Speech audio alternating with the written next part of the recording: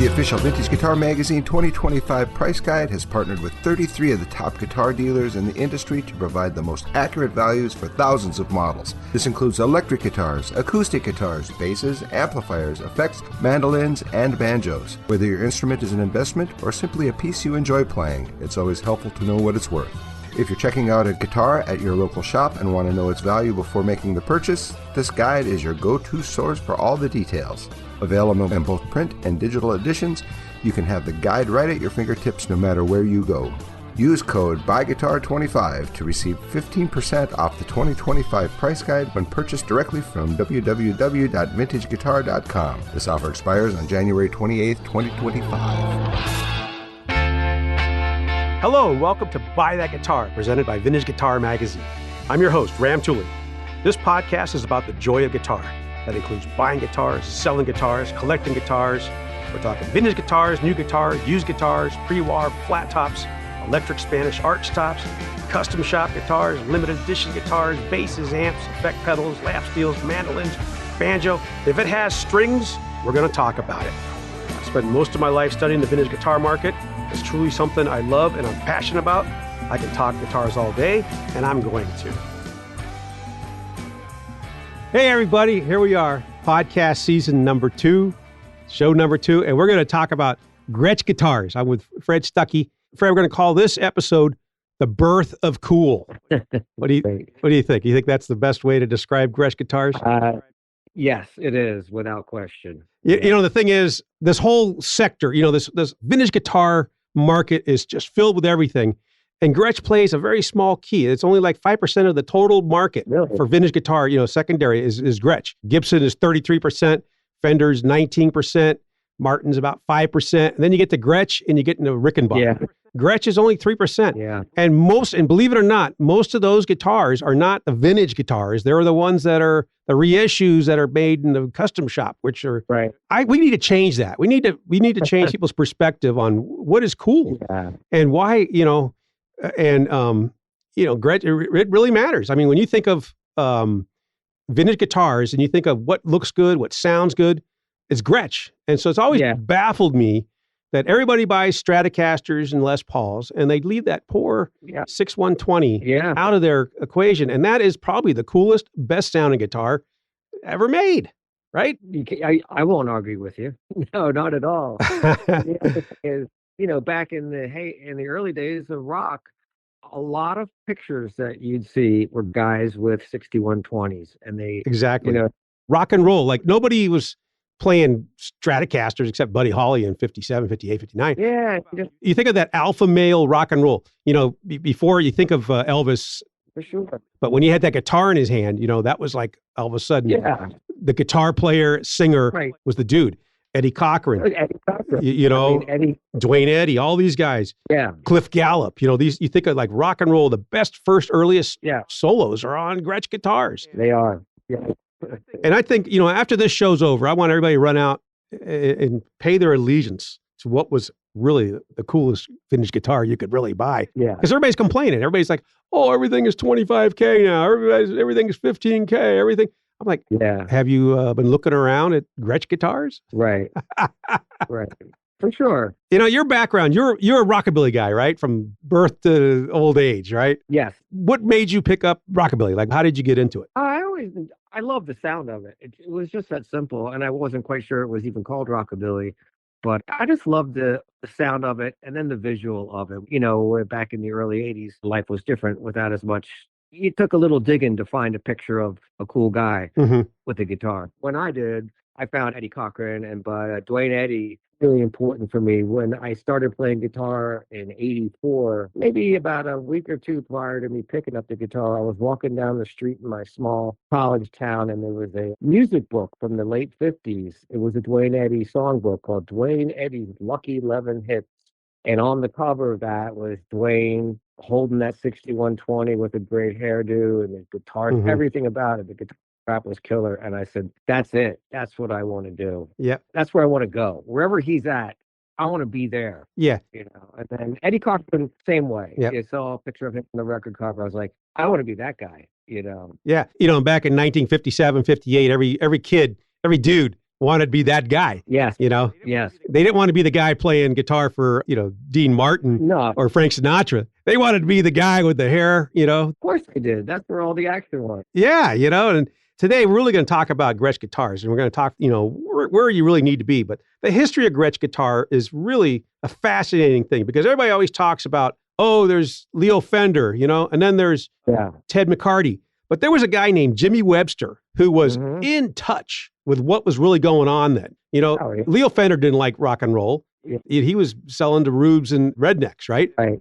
And Ted McCarty, he's looking for that black tie, bow tie guy. Yeah. Jimmy Webster is like, dude, this is, bright cars, flashy cars, fins. Yeah. He's looking and he's like, I'm going to make a guitar for these kids. Yeah. And that's what he did. I don't think anybody even knows about Jimmy Webster. Not to the extent as those previous two guys, for sure. Yeah.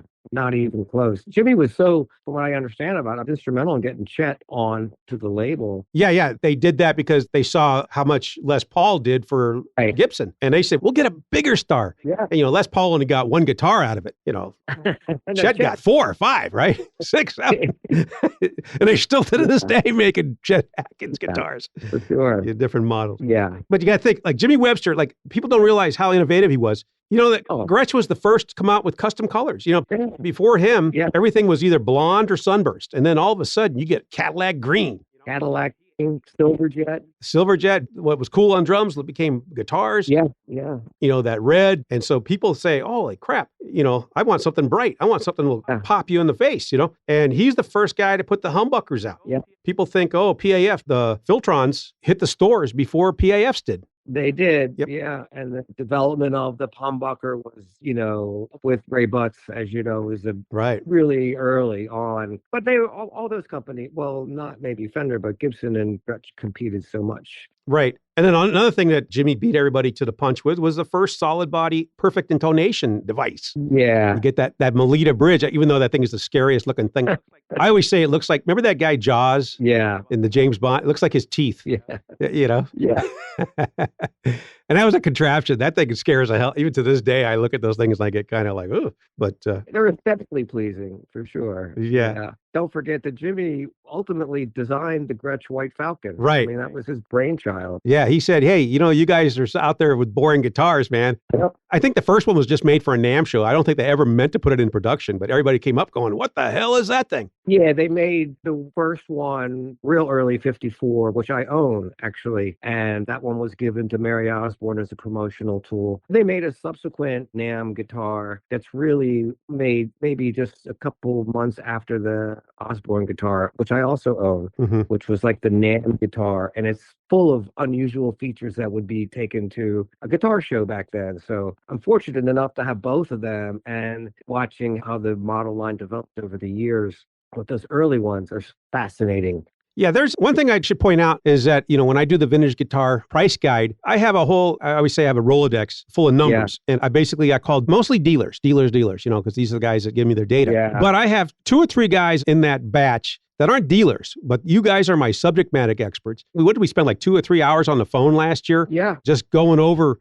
because you're the most passionate guy I knew about the Gretsch guitars. And we spent hours going over this stuff. And I learned more just talking to you than because I read all the Ted Ball books. I read everything, but it was just talking with you. I was like, wow, like I really missed out. Let's start out with the value. People talk about value. What's good cost? Yeah. Of course, the most expensive Gretsch is going to be this white penguin, which nobody knows anything about. Nobody's seen one. They're about 150 plus, 130 to 150 plus. Have you ever played one? I actually own a 56 penguin. I was lucky enough to get it in conjunction with a few other rare guitars last year. I had played one in the 80s. A dear friend, dealer Gordon Dow, he's legendary in the vintage market. He had several of them, and I spent a lot of time with Gordon, and he let me play the Penguin a couple times, his Penguin, which was great. But I did have the opportunity to buy one, and they're fascinating guitars because they're not duo jets, painted white. Oh, see, I've always thought that you would never know the difference if you closed your eyes. Huge difference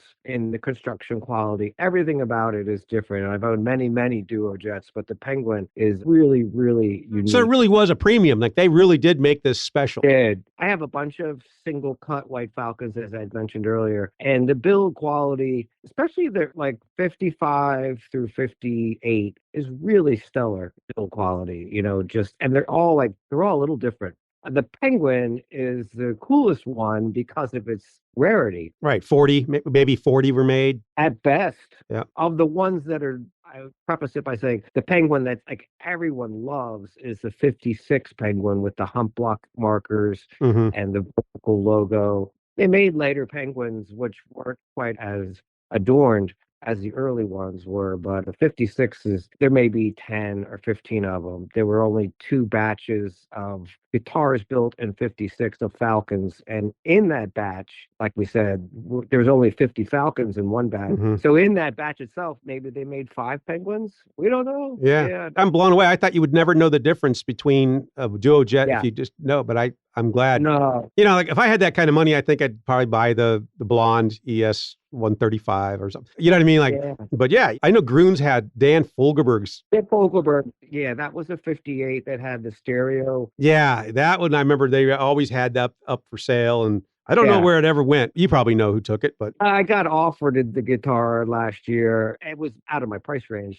I was very fortunate with my Penguin to get it at a good price. I'll say that. Mm-hmm. But the Fogelberg Penguin was offered to me for like $250,000. And I was like, nah, not today. But that version of the Penguin, I wasn't really fond of. And then, I think people, they have to have that snowflake case to go with it. The case is a big deal because the big case deal. is very different because of the headstock being so huge. Yeah. So people don't realize that they may have a white Penguin, but if they don't have the right case for it. It won't fit in a duo jet case at all. And it's not worth as much as it is if it has the right case. Yeah, there's all that. I've seen people pay $30,000 for those cases. I haven't kept track of that, but I know that they're coveted. Yeah. Just like other guitars in the market, you just don't know about them as much because there's fewer of them, for sure. Mm-hmm. So, yeah. From a collector standpoint, you'll do much better with something else if you're going to pay that kind of money, just because I think the return rate on a white Penguin is about 4 to 6% a year. And, that's kind of like you do much better in the stock market. Right. But White Falcons, let's talk about White Falcons. Sure. The thing about White Falcons is the very first ones are the ones people want, right? Like you're a collector, you want the very first 55. What is the difference between that 55 and one that comes right after it? The 55 is a very unique year for the Falcon because it used gold leaf on the binding and was the only version of that. On the binding and then the inlay, the vertical inlay is actually gold leaf. It's not that sparkly gold drum material. It's a completely different look and it's really cool, spectacular, a lot of edge. It is just the coolest thing. The cutaway of the 55 is different. The jig is different than the later ones, than the 56s and on.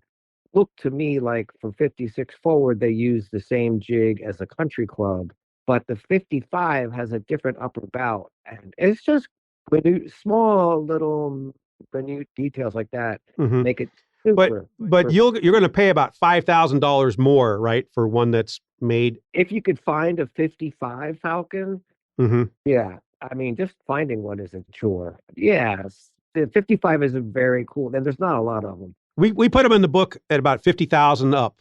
Yeah, the last one I saw was Setzer's. Now, granted, it was celebrity, but I think it sold for like 65 to my knowledge. Yeah. If I could find one, at 50, I'd tell people, hey, look at this one. Yeah. From an investment standpoint, the White Falcons, the earliest ones, like in the last 10 years, they've been averaging about 11% a year. Easily. That's way over the stock market. Yeah. They've been booming. I think I even sent you a little chart that shows you that in the 5 years, this thing has jumped 162% in price. And that's after being flat for a long, long time. Yeah. And then we get to the late 50s, single cut, it's about 45 up a little bit. But then once you get to that double cut, boy, do you take a hit in value, don't you? Really, to me, where the value declines a bit is when you go from the vertical logo on the headstock to the horizontal logo. And again, it's just like aesthetics, the quality is the same, but just that classic 50s vertical logo with the wings on the headstock. is the business. Hmm. To me, that was what really made the Falcon what it was as an integral part of it. The later 50s one, like a 59, they had a batch in 50 and in 60. Really, really nice guitars, but they're just a bit plainer. Do you think that the pickups, when they go from the Dynasonics to the Filtrons, do you think that makes a big difference in that particular guitar? It makes a huge tonal difference. Yeah, I have both. And there's a it's a market difference between the two of them. Yes, the answer is yeah, for sure. The The collectability, collectability is also would be the earliest ones, which have the Dyna. yeah, 55 and 56, they made three batches of Falcons. And those are really like the iconic Hmm. 50s Falcons with everything all dressed up. Yes. And then in 58, they did more, but then they had a lot of different features in 58. Hmm. Do you think right now, like a 60s White Falcons, Yeah. you can get them from about 10 up to like 25? I've seen real early, really, really early double cuts, like 60, 61. They'll push 20 to 25 for sure. I've Hmm. seen, the earlier they are, they have the better feet. They're just, Right. they have Grover Imperials and this and that. So yeah, they'll command 20 plus for They actually sure. have a better return rate, like the earliest 60 double cuts. Yeah, yes. That thing has jumped 175% in 5 years, whereas the earliest White Falcons are only about up at 160. So it's about Yeah. 11% return in the last 10 years, and that's pretty significant. Oh, yeah. That's significant. Yeah. I think we did a show last year. We were talking about people that are paying 10 grand for these nationals, these Resolglass things. And you're like, Yeah. Yeah. why not look for that 60s Falcon? Right. You'll have more fun. I guarantee it. A whole lot more fun. Yeah. I mean, as far as if you were dabbling into the mark, if you were getting into the vintage market, like to your point where everything's 25K, for like a 64 Strat or something like that, you could spend half of that and get a kick-ass duo jet from the mid 50s Hmm. or, maybe a slightly modified 6120. Right. Well, we'll talk about those two later. Let's Yeah. finish off White Falcon. 70s White Sure, sure. Falcons, about $7,500. What about those? Are those doable? Do you think people should go out or are you better off just going and buying a custom shop one that's made right now, today? I probably would buy a custom shop before I'd buy a 70s Falcon. The build quality just okay. When they moved their factory to Arkansas, I guess it was, Hmm. After 67, yeah, they're not, they're just trouble. yeah, they're just junky guitars, to be Hmm. honest with you. From my experience, this is totally my experience in playing them and stuff. Whereas the new custom shop ones, they're pretty sweet. And that's the thing. Like you're going to find now that you're going to pay a lot more for the custom shop. These guys that are making them, you got Steven Stern, got Gonzalo Madrigal, Yeah, Chat Herkinson. These guys are making some really good reissues in the custom shop. they are. And you're likely going to pay more for those than they were the original post 67 models, for sure. You will, yeah. And you'll be Yeah. 1,000 times happier. I think there'd be less trouble. You won't have to Yeah. take it into Luthier every 3 years or something like that. Yeah. Now, one of the things, some of the issues when you talk to the dealers, like, what do you think of Gretsch's? And they always talk about neck issues. They always talk about Yeah. binding issues, and they talk about inconsistency. Yeah. Are you going to find that throughout the entire line or just on anything but the high end stuff? I think that's a little overrated. The neck set issue is more common in like mid 50s stuff where they didn't use a dowel, Hmm. but not all of them. But I think that's slightly overblown. And I say that because so many of the nice flat tops that I see, because I follow that market, a lot of those old Gibsons all need neck sets as well. Right. Well, you figured 60 plus years that horse glue, Yeah, it got hot, Yeah. cold, and now it's absolutely. So that point is a little, at this juncture, is what it is, but it's not uncommon. And if you were to buy, say, a 1960 6120 without having it in hand and you were buying it, you may need to give it a neck set. So that's Mhm. that. Do you take value off if they do have a neck reset? Does it devalue it for you? No, not for me. No, I had actually, if I was going to buy an old 6120, I would prefer it had a good neck set. Yeah, like, Mhm. absolutely. Yeah, then it's glued in well, hopefully it's glued in Yeah. well.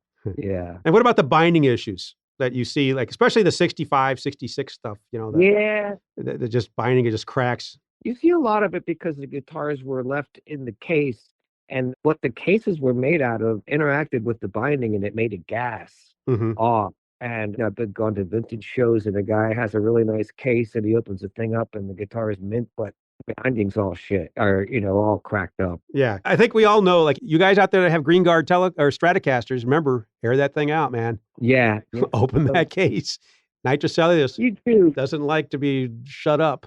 Right. And the Gretches certainly of a certain era, like mid 60s, are definitely the country gents I've seen. They're littered with, you have to watch out for them. That's something you got to be prepared to be waiting to get that done. Mm-hmm. If you were to buy a 65 country gent that had a lot of binding issues, you'd buy it and then you'd send it right back out to a luthier, for another year to get it fixed. So, have it reset and rebound. yeah. So that's part of the Gretsch. Now talk about the inconsistency. You probably have an army of 6120s. Yeah. Are any two alike?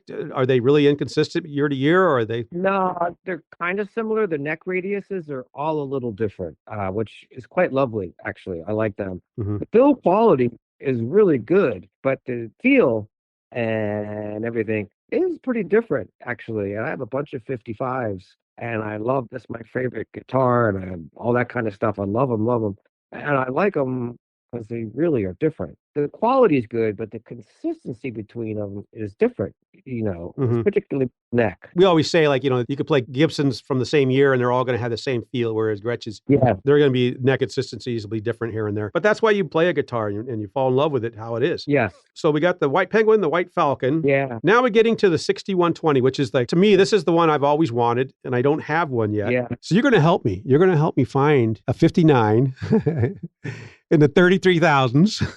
Yeah. So I'll put you'll be my scout. You're going to go out there and then I'll explain to my wife later that, honey, I don't have one and I've always wanted one. So let's talk about the 6120. So this is the Chet Atkins hollow body, they call it, but it's everybody, we all just call it the 6120. Right. And this thing changed a lot. Earliest ones, what we call the G brands, they're now going to get you're going to pay about close to 20 on these now, aren't you? Yeah. Particularly if you can find one that hasn't been somewhat messed with over the last 75 years, or 70 years. Mm-hmm. Yeah, they've shot up in value. I've been buying and playing them since the 80s, actually. Right. They doubled in value in the last 5 years. The last 5 years, I was like, whoa. Yeah, last 5 years. Gretsch was always kind of like flat. And then 5 years ago, Penguins and White Falcon. In fact, this year, I think I even put it in the price guide. My two big jumps for Gretsch were Falcons and these early 6120s. Yeah, you're right. Yeah. They really have gone up, and deservedly so. I mean, like all of us would like to be able to buy one for under 20, but they're worth it compared to a parts caster, for more money. Mm-hmm. So the first ones have that big G brand on it. Correct. Did they actually brand that thing, or was it just routed? Allegedly, I'd have to say that they did, and the reason is I have maybe 6 G brand guitars that I've collected over the 40 years, and each G brand is different, and some of them are actually singed. You can actually see where you can almost hear the Ponderosa music in the background. Yeah. Yeah. So I believe that they were. Yeah. Now, from what I understand, Chet Atkins didn't dig this whole cowboy getup thing, and he was actually confused by it. And so, as soon as he could, he had him get rid of all that stuff. Is that true? That is true, yeah. To preface that, they had that roundup going in the early 50s. And so they made a streamliner look like a roundup, which is their arch top, and made it all Western so it would fit in well on the Grand Ole Opry, I think, where Chet was. So, yeah, he was like, thanks for the endorsement. Now let me start building my own guitar. Yeah, in 56 and 57, I don't want to jump too far forward, but yeah, he started with the humbuckers and a sealed top guitar. He did that on his own. He literally went to Butts and said, I need something that, doesn't feed back on me. Yep. So there's a lot of cool backstory on that as well. But yeah, Chet did not, as I've read and watched guitar develop from 55 to 59 is a really different guitar. And when does the Western stuff come off? In 55, 56? Really mid 56. Mid 56? Yes. And 55s left like the early 56, 6120s still had the Western and the G brand. And then the 56 model year had just plain block inlay. And they still had the G brand. And yeah, they were evolving the guitar. Right. And then you get to late 50s. Now, as far as I know, this is the most desirable 6120s, like the 59s that have the Filtrons on them. Yeah. And is that Brian Setzer mainly? Well, Setzer had the huge influence on the market value and the desirability. Yeah, his guitar, his original Stray Cat one, the iconic 6120, is actually a 1960 model year. Hmm. I have one from the same batch, and it's from, like you were saying, the 33,000 batch.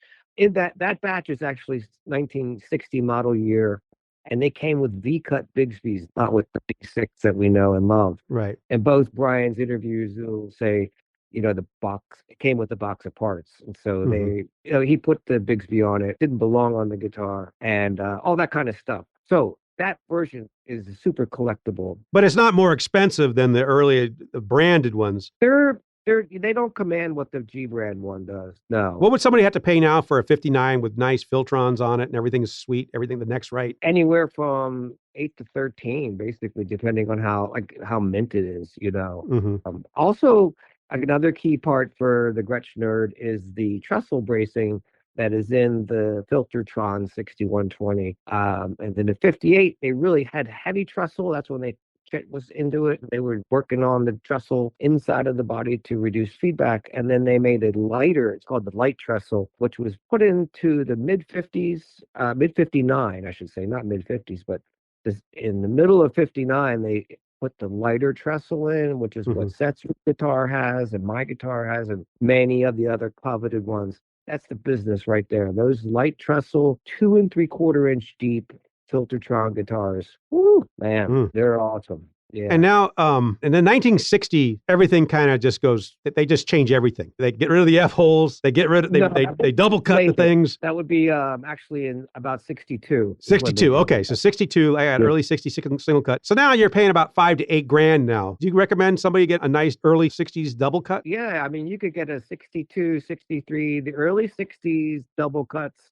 Similar with the Falcon, the early 62, 63, you can get some with really nice flamed wood and, and a cowboy case, which is a super cool part of the Gretsch thing. You get that for well under $10,000, and they're great, great guitars. Yeah. Now let's talk about, when we talk about the first solid tops. Yeah. We talked about the Dio Jet. Anyways, the Roundup. Let's talk about the Roundup. Sure. So that right now is probably the most expensive besides the White Penguin solid top. Yeah. But this is one I hear a lot of things about this thing where the knots are kind of falling out now. The wood dries and the knots kind of just fall out. These things don't really have that big of a return rate. I mean, they're not. Roundup are something you would want to get into cheap, Yeah, I mean, they actually don't even beat the rate of inflation, I should say. Yeah, they're really really cool guitars, but for them to, they command 15 to 20K, I think now.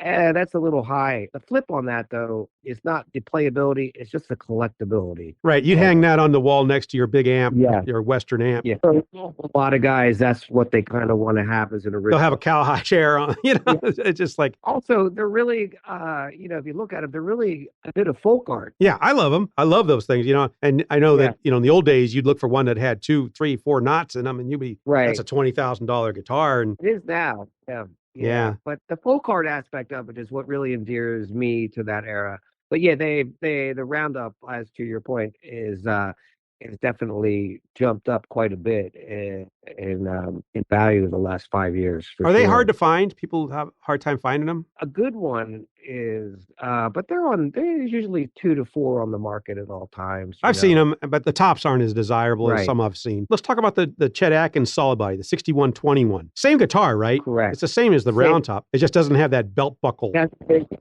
Has a Bigsby on it. I have a 6121 from 55 from the very first batch that they put out, and lovely guitar. I think the build quality is a little different from my own personal take than a round. I've had a couple roundups from the 50s, and I just didn't get on with them. The 6121 is nice. I love them, and as far as dollar value goes, those things have gone up to 15K now. Right. Which and you see some very nice ones, and then again, the one that has the G brand is probably more valuable than the one that doesn't. Correct. It's got to have like a couple key things: the G brand. Got to have the very early Bigsby, which is the B3, and then it's anodized gold with the arm that doesn't swing away. Hmm. That's a big deal to get that and all that stuff. But if you get one that's all that and then you get the white case with it, shoot, yeah, that's good stuff. They're Yeah. really nice guitars. Yes. And then now I'm just going down my list as far as price. Now we get the Jet Firebird. Yeah. Now this is just a Duosonic that's painted red, right? Duo Jet again. Yeah. Oh, I'm sorry, Jet. Duo. But the Jets from say 56 through 60, the single cut era. Yeah, they had the red top, green top, silver jet. And What's the champagne. rarest color? I think you told me there's an actual color. I put it in the book at a lot of money. Well, the Green? rarest color is the penguin, but the rarer than as rare as that is the Cadillac green. Right. They only did in 57, and they did probably a batch, maybe 50 of them or so. But they're not 75 going of to them. cost what a penguin does, though, right? No, no. I was just at the Philly show. There was a couple of them there. They're around 15 to 18. They're great. I think they're gorgeous. I've seen the they're reissues of that, and I love that color. I love Cadillac Yeah. green. That to me was such a cool color. It's a great guitar. And I see Yeah. people that they'll get the country clubs, but they'll get the sunburst. I'm like, why the heck did you Yeah. do that? You don't understand? Yeah. The official Vintage Guitar Magazine 2025 price guide has partnered with 33 of the top guitar dealers in the industry to provide the most accurate values for thousands of models. This includes electric guitars, acoustic guitars, basses, amplifiers, effects, mandolins, and banjos. Whether your instrument is an investment or simply a piece you enjoy playing, it's always helpful to know what it's worth. If you're checking out a guitar at your local shop and want to know its value before making the purchase, this guide is your go-to source for all the details. Available in both print and digital editions, you can have the guide right at your fingertips no matter where you go. Use code BUYGUITAR25 to receive 15% off the 2025 price guide when purchased directly from www.vintageguitar.com. This offer expires on January 28, 2025. And then we get to let's go to the Duo Jet since we're there. Yeah. The Duo Jet, that's about $8,000, like for the really early ones, right? Right. As far as pricing and collectability and all that, the very first year they put them out, for a lot of collector guys that I know and things, they have the script logo, Right. which is really cool. And it's just the 53s, which are the earliest ones, have the script logo and the block inlay. And then they have a really unique pick guard. And then some of them have a Gretsch drum logo to the top from the 50s era. So those, if you could find one, they'll command a little more money. A standard 55 Duo Jet, which is more or less the same, but not the same because it just has more standard headstock. Everything's more standard, so to speak, on it. And there's kind of a misnomer. People always talk about the Duo Jet being a solid body guitar. It's not, is it? No, not even close. That's correct. Yeah, very hollowed. It was made to look like a solid body, but why did they hollow it out? Just for weight? That's a question I can't answer, but I would say for weight. And also, maybe they were experimenting with tone and they wanted to do something that Gibson wasn't doing. Why not? I don't know, but it's cool. They were good looking guitars. I think when you think of that Cliff Gallup, and you think of some of the greatest solos in the 50s were on this Duo Jet. Oh, yeah. And like the Race with the Devil solo or the Bebopaloo, I think he played, that was a Duo Jet. Yes, and just the tone, he got a very nice, very rich tone. And it was really those dinos, Oh, his guitar for those 26 songs that he was on in Capitol and in Nashville and everything that he did with Gene, but those 26 songs, all of the Duo Jet and most of them in Owen Bradley's hut over there, unparalleled. And if you go back and read your classic rock guitar player from say 1975 or 1980, and they're interviewing, pick any of the guys, Jimmy Page, Jeff Beck, who are you listening to? Cliff Gallup, over and over. And the strangest thing is how he just drifted off into obscurity. He just left. Yeah. And nobody, that's a good story there for somebody to dig up. Yeah, they actually, Gretsch did go back and met with Cliff's daughter because they did a reissue of his guitar and they were trying to find out more information. But Cliff for me, was the ultimate Gretsch guy of all the Gretsch guys. I mean, his playing is just... And that's, when you think of the Dynasonic sound. Unbelievable. Perfect. And, I remember, even though that they switched over to the Filtrons, I remember reading somewhere that, I guess it was Eddie Cochran didn't like the Filtrons at all. He only stuck with the Dynasonics. I don't know about that. You wonder when you see Cochran in the later 50s, his guitar was a 55 that he played with. He never changed over to a more modern guitar, which is And what was the deal with the angle on his bridge? Yeah. Is that true that he did play like that, or is that did he just photograph like that? No, he played like that. And part of the reason that I understand he played like that is that Cochran used a lot of alternate tunings, as in he would drop, like he would tune his guitar down to like a D or a C, for that matter. And so it helped intonating a lot when the bridge was angled like that. So, I mean, I've seen pictures where the thing is like completely, almost at some ridiculous angle. It is. And you're thinking, how the heck? Allegedly, he was told by a guy on the road, a blues guy on the road in the mid 50s, that that's what you do when you're jumping from one, when you drop D or all. Anyway, when you're messing with your tuning like that. So, but he did. All the live pictures of Cochran, he had that bridge angled big time. And I thought that was just a joke, like he was just trying to. No, but that's true. But it doesn't work for me, but I'm not. Well, let's talk about, here's the dual jet is also, you'll pay a lot more depending on the markers on your fretboard, because they start off early and you get the blocks, and then we go to what's called tombstones. And the ones with the tombstones, they actually cost a lot more, right? They'll get you a little more because of Harrison's connection. And that's what he played in Hamburg. So you'll get a lot of people say that in their ads. But yeah, the 57s will give you, a little bump in your price for sure. Until you get to the Filtertron era. What year does the Filtertron show up on the dual jets? Officially it would be 58. We've seen some late 57 guitars, like production wise. But 58 model year has the Filtertron. Do you like the sound of a dual jet with the filters or with the single coil? I prefer the single coil. I've had both, and I had a 59 duo jet back in the late 80s, and it was a pretty rocking guitar for sure, but it's more rock. It's cool, but I think that, I think of I'd rather hear another guitar with Filtrons on it than a dual jet. Yeah. Now, and then they changed to what they call the thumbprint thing. When do they go to the thumbprint inlay? That was also in 58. So that's when they moved from like a rosewood board with the hump blocks to an ebony board. And the ebony board with the thumbprint, that's a pretty sweet playing guitar. Like when you get a duo jet or a 6120 with that, like 58, 59, good one. They really are lovely guitars. Do you get a price? Yeah. I mean, how much does the value drop when you go from tombstones to the thumbs? Well, everything changes then when you go to the ebony board with the thumbprint in there. It probably drop maybe $1,500 or something like that. It's not like Les Paul differences between a junior and a TV junior kind of thing. Yeah. And then of course, we go to double cut, and in the early 60s. There they drop down about $5,000, right? Yeah, 5 to 7 is what I see. Do you think those sound good? I mean, are those guitars that are worth collectors going in for $5,000? You can't beat it, I don't think. If you could get a 62, like a 62 or a 63 with the Burns Vibrola for 5 to 7 or 5 to 8K, they're awesome guitars, man. They're especially for garage rock. They're really, really good for that. Yeah. So great guitars. So let's go back up to the Country Gentleman. Yeah. So a late 50s Country Gentleman is going to set you back about $8,000. 8 is on the low side. I'd say more. It depends on. Those are often victims of binding rot. So you do have some late, like 58, 59. So as long as you can avoid the binding rot, then you'll get one from. I'd say you're lucky to get one for 8, but 9 to 12.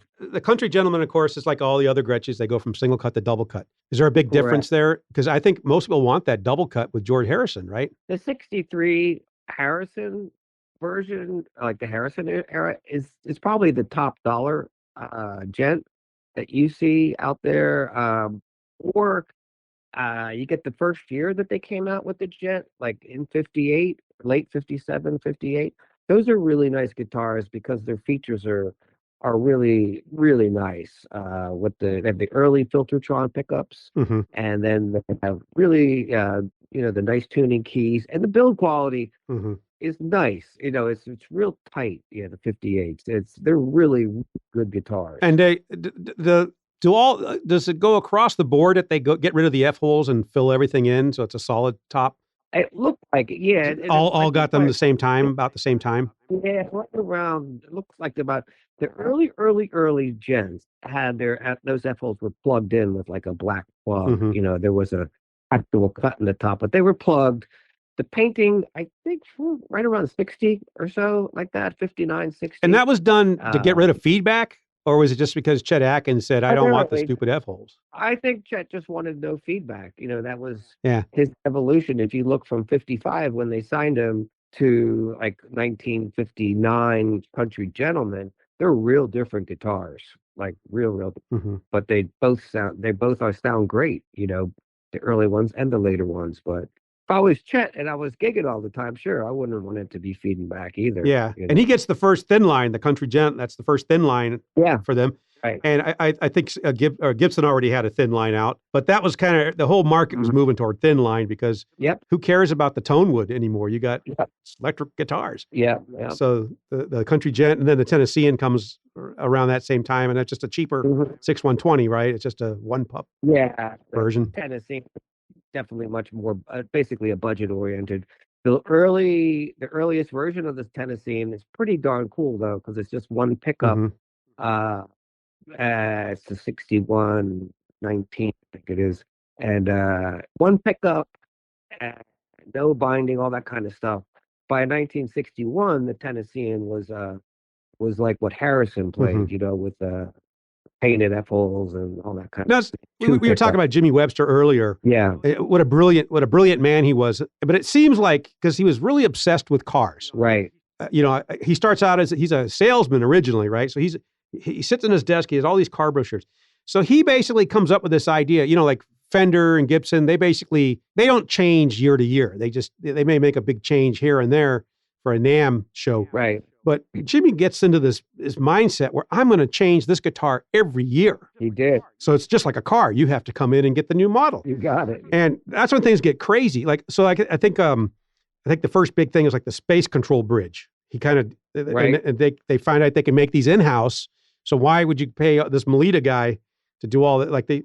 So what's the deal with the space bridge? I mean, that doesn't sound like anything do you like those? On certain guitars, they worked okay. Yeah. But you can't intonate. All you do is like change the spacing between the strings, right? Pretty much. Yeah. So you really couldn't intonate with the thing. Nah, they're good aesthetically. They look cute. They look much better than the teeth, the Melita teeth. Yeah. But yeah. But so anyway, so that becomes kind of ridiculous. Like Jimmy Webster, like as we move through the 60s, he starts throwing in the tone twisters, the padded backs, the T-zone, tempered treble, slanted frets.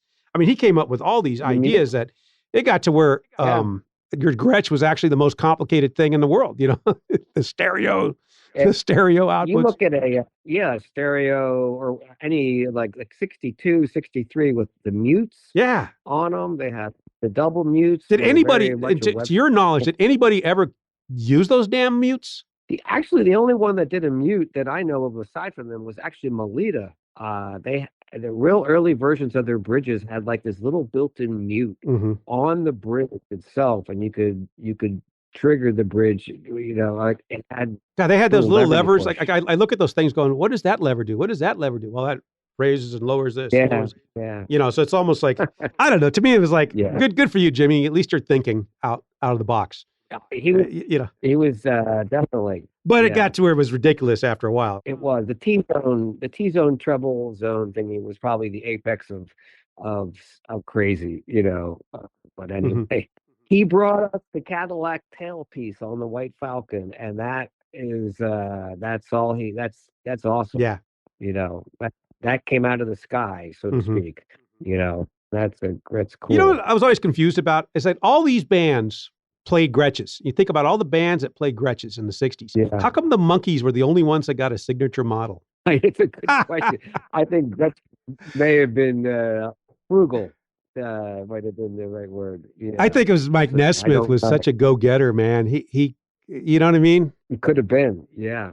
The Monkees model, is that just a Country Gent that's kind of like the same thing, just has a The Monkeys model is like a rap. What kind of guitar? They did I think a rally was pretty close to it. It's definitely like a budget level guitar. Hmm.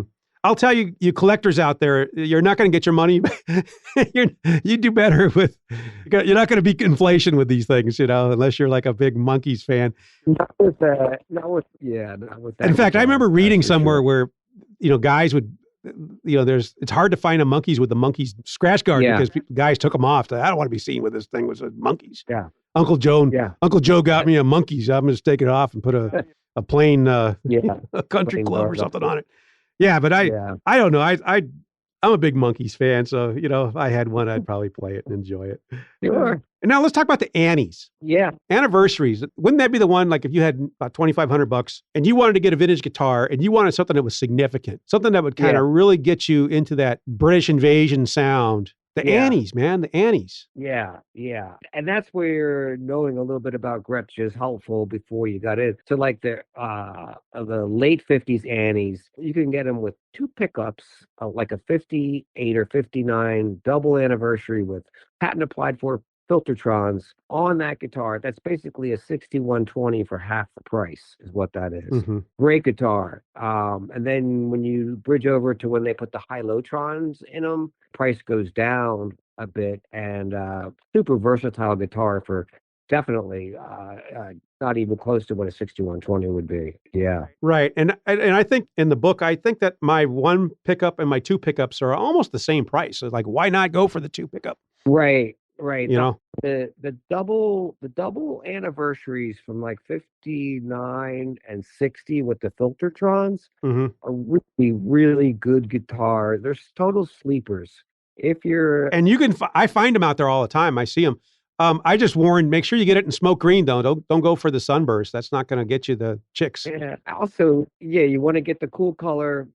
Another cool part, as I mentioned earlier, is they have that good bracing. They have the trestle bracing in them. Hmm. So, yeah, they're a really good guitar for the money. Yes, And there's a picture of Hendrix sitting playing one with the Monkeys. You ever see that picture? I Where have. That's like a later '60s one with the high-low-tron on it. Yeah, yeah. It's a green one. I love that. He's sitting next to, I think, Peter Tork and Hmm. Mike, and he's just playing somebody's Annie. It wasn't his, obviously. Or maybe it was. Who knows? No, no, I So, don't think so. let's talk about the high lows. When does Gretsch go to high lows? And, they appeared to go into high lows around 60 to 61.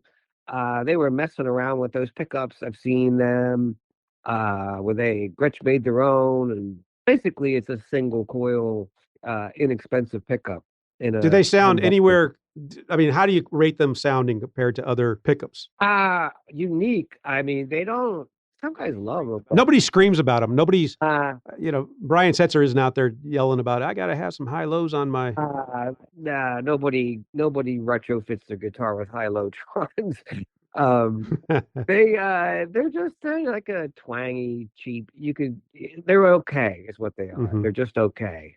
They do the job. Yeah.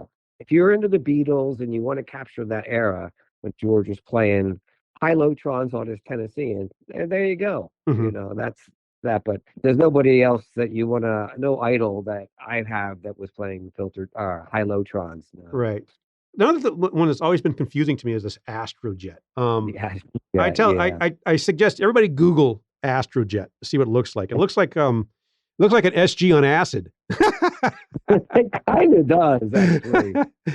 And Yeah. I remember they put the part number on the front, like a big plate, with a name and number. It's just like I always was confused about that. Are those good guitars? I mean, for $2,000, I mean that's not a, For two brands, they're not bad at all. They're very much a unique thing. You got to be like, there's something for everyone. You know what I mean? Like, they're just a weird guitar, to be honest with you. And that huge plate, every part of it, that looks like it was probably like a Webster project, you Mhm. know. Yeah, Shape just of it. let's see what we can get away with. Right, right. Now, so, going back to duo jets, silver jets and duo jets, which one is more valuable? Like, what do people want more? Silverjet. Oh yeah, Silverjets almost sometimes are double the price of a duo jet. At least asking prices are for Hmm. sure. And that's just because they have that cool drum front. Yeah, yeah.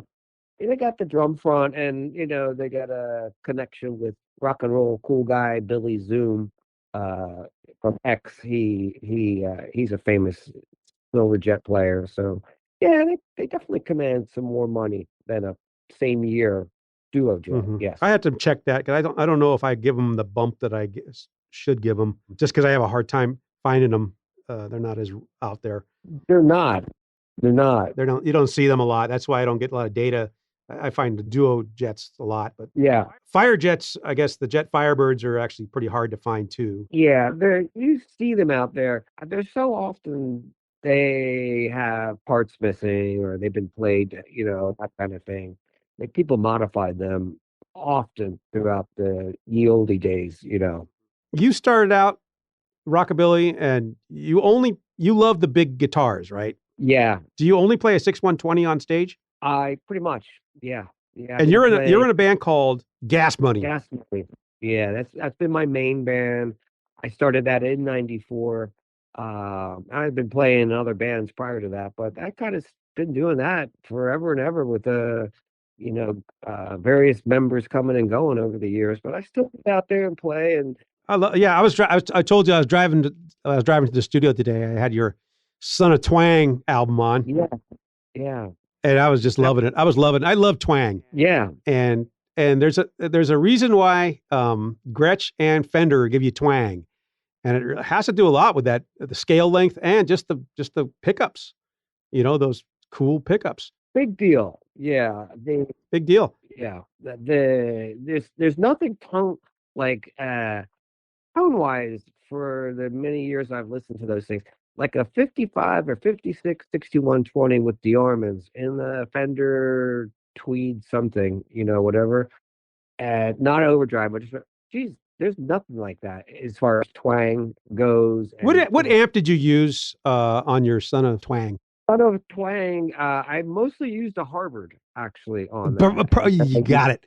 I was going to say it had to be a small little Yeah, because yeah. it just had the thing, and then you had the echo box put in there. 56 Harvard, and then I used a Echoplex as well, and then I just Yeah, used a perfect all sound. that record. Got all different 6120s on it for different tones. It was really really fun. Yeah, What's the best amp to use with that 59 6120? yeah. That's where the from my experience, the camp mostly goes towards the Bassman 61, 62, 63 Bassman. Has to be. I think of Brian Setzer and remember the orchestra where he just has that whole Yeah, back line of white yeah, bassmans. yeah, and that is. Incredible. I mean, that when he started in the early '80s, he had that. I'm a Tweed guy, and I only use a Fender Deluxe, and I've been using one for like 35 years now.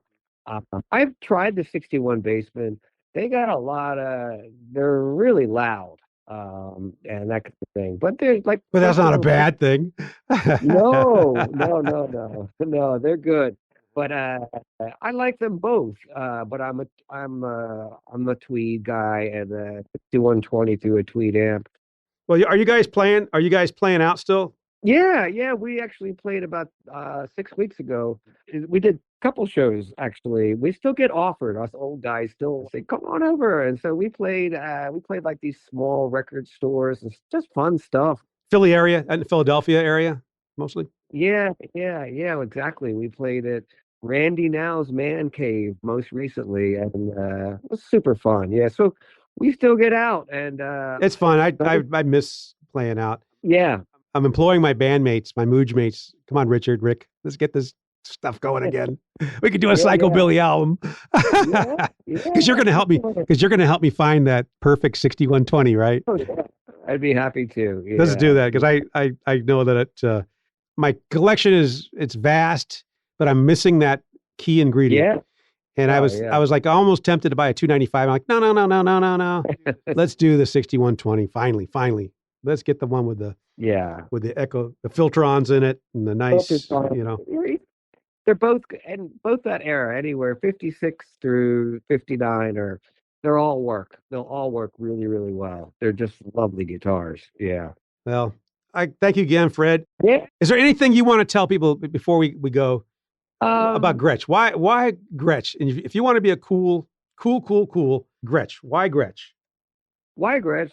That's a, I guess because they just seemed like they were on their own wavelength back then, and I like that. Like you to your point of Webster, but yeah, this factory building these great guitars, but they did some wacky stuff, building a Falcon, building a Penguin, doing all these different colored jets. I mean, that's not normal. Like that's I shouldn't say normal, but like their approach to business was very different than Gibson's and Fender's. Right. The market was, like we said, the Fender was marketing to this group. Yeah, Gibson was marketing to this group, and Jimmy Webster saw the teenage nation yeah. hungering for the, and that's what you got. And Yeah, believe me, anybody who was a cool cat, right. except for Johnny Burnett, I have to say, I think one of my favorite rock and roll bands of all time were the Johnny Burnett Rock and Roll Trio. He's using a Telecaster, but that's okay. He did more for that Telecaster than most people. He actually, Paul Burleson played very little of all the records. It was all Grady Martin on his Bigsby guitar, actually.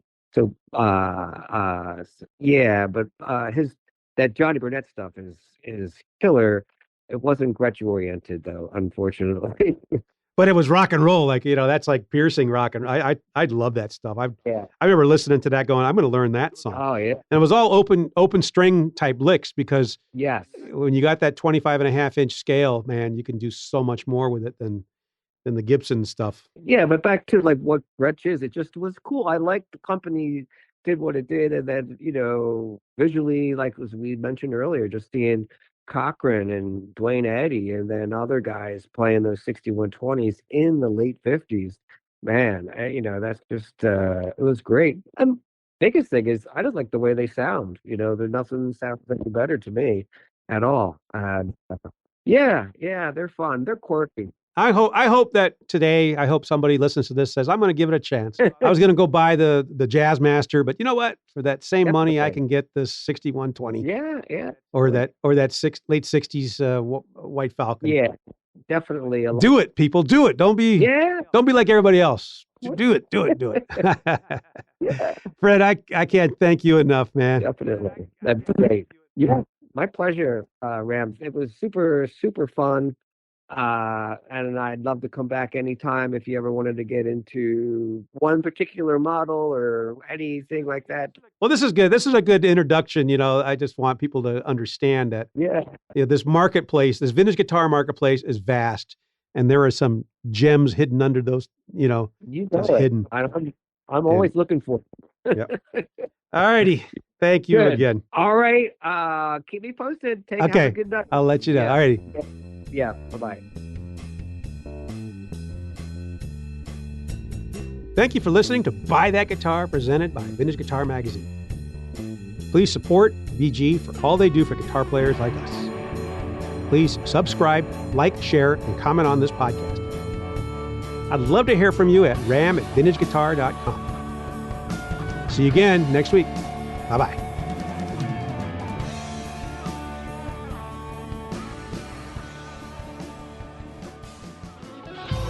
The official Vintage Guitar Magazine 2025 price guide has partnered with 33 of the top guitar dealers in the industry to provide the most accurate values for thousands of models. This includes electric guitars, acoustic guitars, basses, amplifiers, effects, mandolins, and banjos. Whether your instrument is an investment or simply a piece you enjoy playing, it's always helpful to know what it's worth. If you're checking out a guitar at your local shop and want to know its value before making the purchase, this guide is your go-to source for all the details. Available in both print and digital editions, you can have the guide right at your fingertips no matter where you go. Use code BUYGUITAR25 to receive 15% off the 2025 price guide when purchased directly from www.vintageguitar.com. This offer expires on January 28, 2025.